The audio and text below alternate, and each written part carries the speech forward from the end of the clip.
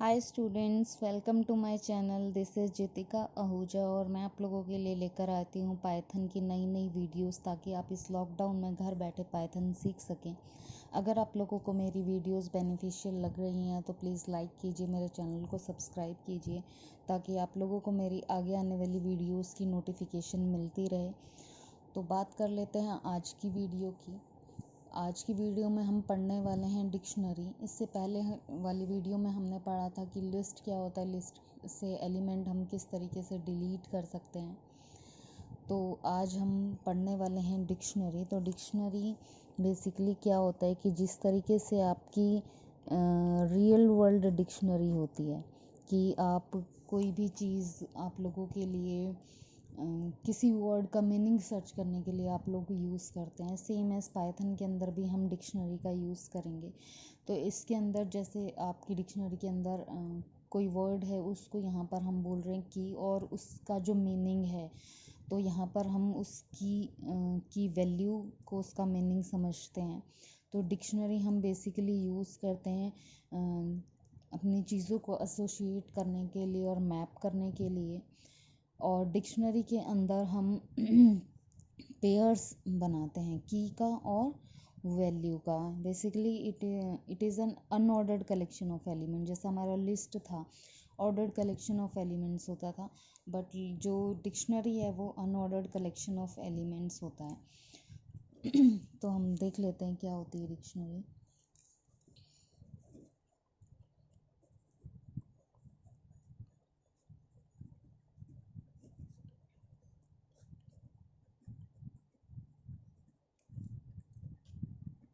Dictionary in Python is just like a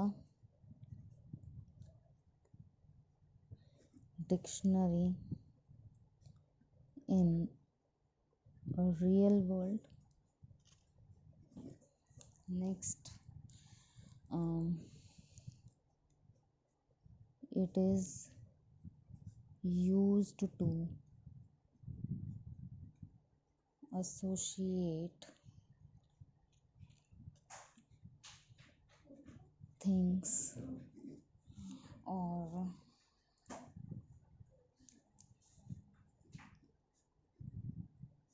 it has a pair of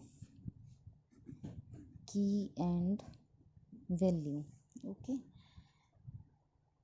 means आप key और value को, and key and value are separated by colon. मतलब जो की और value है उन दोनों को आप सेपरेट करेंगे कॉलन की हेल्प से। नेक्स्ट देख लेते हैं।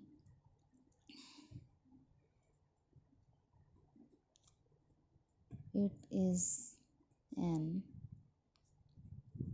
Unordered collection of elements, so there is no indexing। तो यहाँ पर कोई इंडेक्सिंग नहीं होती लिस्ट की तरह।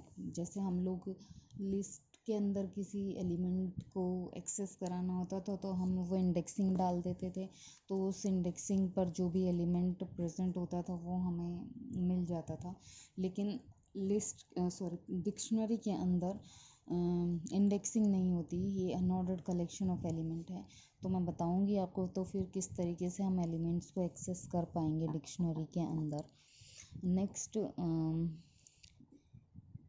की विल बी सिंगल एलिमेंट। जो की होगा आपका वो सिंगल एलिमेंट होगा, बट वैल्यू कैन बी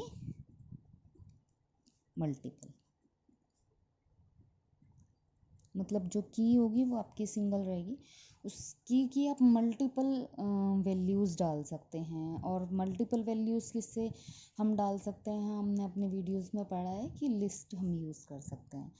तो मैं आपको बता देती हूँ कि पाइथन के अंदर जब आप डिक्शनरी क्रिएट करेंगे तो किस तरीके से करेंगे,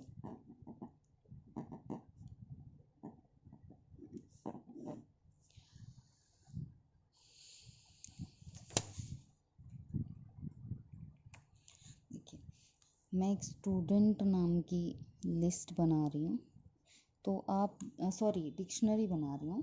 तो आप जैसे डिक्शनरी को हम स्क्वायर ब्रैकेट से बनाते थे, यहाँ पर हमें करली ब्रैकेट यूज़ करना है और इसके अंदर मैंने दे दिया नेम। स्ट्रिंग को आप स्ट्रिंग में ही लिखेंगे, कॉलन्स में। मैंने आपको बताया था कि जो डिक्शनरी है उसको, इसकी की और वैल्यू को हम कॉलन से सेपरेट करेंगे, तो मैंने यहाँ पर कॉलन और आप नेम दे सकते हैं। ओके, नेक्स्ट कॉमा देकर यहाँ पर नेक्स्ट की मैंने क्या दे दी, रोल नंबर। और रोल नंबर कोई स्ट्रिंग टाइप नहीं है, तो उसके लिए आपको ज़रूरत नहीं है कोड्स की।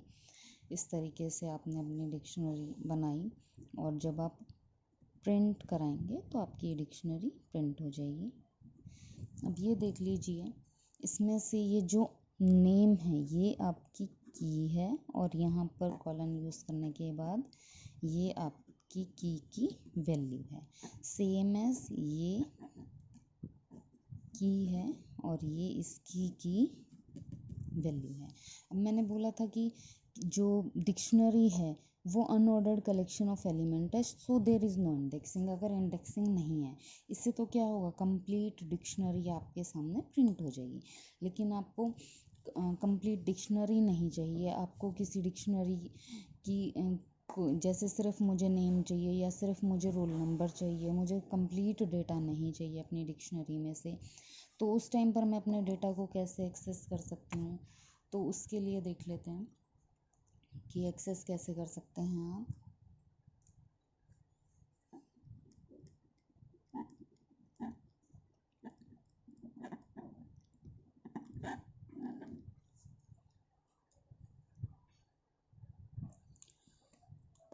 तो आप क्या करेंगे, सपोज़ इसी इसी डिक्शनरी से हमें डेटा एक्सेस करना है, तो मैं क्या लिखूँगी, प्रिंट, इसके बाद मेरी डिक्शनरी का नाम। अब इंडेक्सिंग नहीं है तो मैं यहाँ पर की दे सकती हूँ, तो मैंने की दे दी, सपोज़ रोल नंबर दे दिया मैंने, ठीक है। तो अब इससे क्या होगा कि ये रोल नंबर की जो वैल्यू है दैट इज़ 10, वो आपको एक्सेस करके दे देगा। तो यही फ़ायदा है कि मतलब अगर इंडेक्सिंग नहीं है तो भी आप किस तरीके से यूज़ कर सकते हैं अपनी डिक्शनरी को। तो इसको हम रन करके देख लेते हैं स्टूडेंट्स।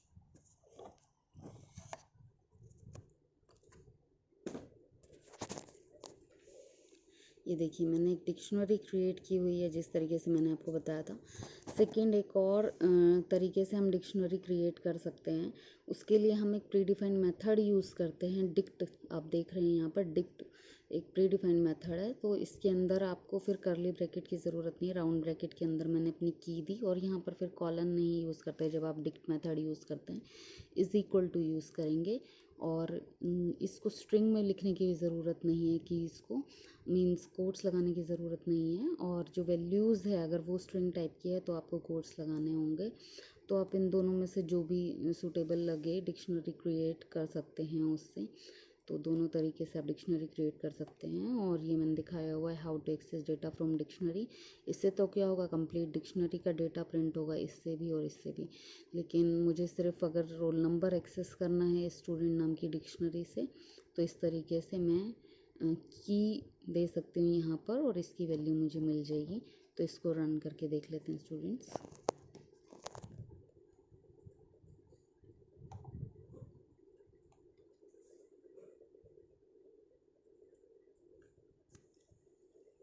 ये देख लीजिए स्टूडेंट्स, मैंने दो तरीके से डिक्शनरी क्रिएट करी थी, इसलिए ये दो बार मेरी डिक्शनरी आ रही है। और मैंने एक्सेस किया था डिक्शनरी से डेटा रोल नंबर का, तो रोल नंबर मैंने 10 एंटर कराया हुआ है, तो रोल नंबर की वो वैल्यू यहाँ पर प्रिंट करा रहा है। अगर यहाँ पर आप नेम लिख देंगे तो ये नेम ज्योतिका, ये नेम एक्सेस कर देगा और इस तरीके से आप डिक्शनरी के अंदर से डेटा एक्सेस कर सकते हैं। Okay students, goodbye, thank you all.